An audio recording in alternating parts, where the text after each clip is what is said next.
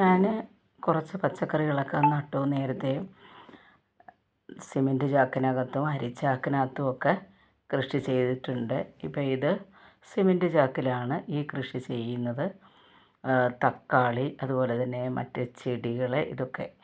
അതിനുവേണ്ടി നമ്മുടെ അടുത്തുള്ള ഒരു കാർഷിക ഗവേഷണ കേന്ദ്രമുണ്ട്. അവിടെ പോയി കുറച്ച് ശീതകാല വിളയുടെ തൈകളൊക്കെ കൊണ്ടുവന്നു. അതായത് കോളിഫ്ലവർ, ക്യാബേജ് ഇതെല്ലാം വാങ്ങി, പയറിൻ്റെ തൈ, ഇങ്ങനെ കുറേ കാര്യങ്ങളൊക്കെ വാങ്ങി.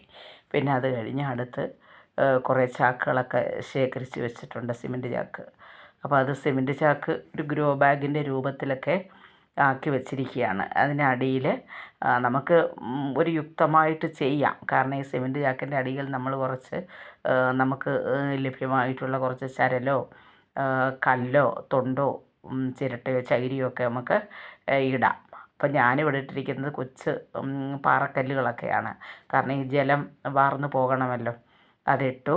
അതിൻ്റെ മേലിൽ കുറച്ച് മണ്ണ്, പിന്നെ കരിയില, പിന്നെ വീണ്ടും കരിയില കമ്പോസ്റ്റ്, ഇങ്ങനെ ലെയറായിട്ടാണ് ഇടുന്നത്. ആദ്യം പാറക്കല്ല്, പിന്നെ അതിൻ്റെ മുകളിൽ കരിയില, മണ്ണ്, കരിയില കമ്പോസ്റ്റ്, മണ്ണ്. ഇങ്ങനെ മണ്ണ് വളരെ കുറച്ച് മതി. കാരണം ഇതിൽ കിടക്കുന്ന കരിയിലയും കരിയില കമ്പോസ്റ്റും ഒക്കെ മതി ഈ നമ്മൾ നടുന്ന കാബേജിനും കോളിഫ്ലവറിനും മറ്റ് വിളവുകൾക്കൊക്കെ അത് ധാരാളം മതി. കാരണം ഈ കരിയില കമ്പോസ്റ്റിനകത്ത് തന്നെ നല്ല വളമാണ്.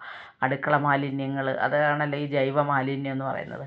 അപ്പോൾ അത് മാസങ്ങളായി നമ്മൾ ഈ ചാക്കിനകത്ത് കരിയില കമ്പോസ്റ്റും അതുപോലെ തന്നെ വീട്ടിലുള്ള അടുക്കള മാലിന്യങ്ങളും ഒക്കെ അതിൽ ഇട്ട് വച്ചിരിക്കുകയാണ്. പച്ചക്കറിക്ക് അരിയുന്നതിൻ്റെ വേസ്റ്റ്, അതുപോലെ തന്നെ കപ്പയുടെ തൊലി, മുട്ടത്തോട്, അതുപോലെ തന്നെ ചായയുടെ ഇട്ടതിൻ്റെ ശേഷമുള്ള തേയിലത്തൊണ്ട്, ഇങ്ങനെ ഒരുപാട് ഉള്ളിത്തൊലി, ഇങ്ങനെയുള്ളതൊക്കെയാണ്. ഇതൊക്കെ എന്ന് വെച്ചാൽ ഭയങ്കര കമ്പോസ്റ്റ് വളമാണ്. ഇതൊക്കെ അതുപയോഗിച്ച് നമ്മൾ നട്ട് നിർത്തിയിരിക്കുന്നതാണ് കാണുന്നത്. ഞാനിപ്പം ഇന്നിപ്പോൾ ഇവിടെ ഞാൻ നടുന്നത്, അതായത്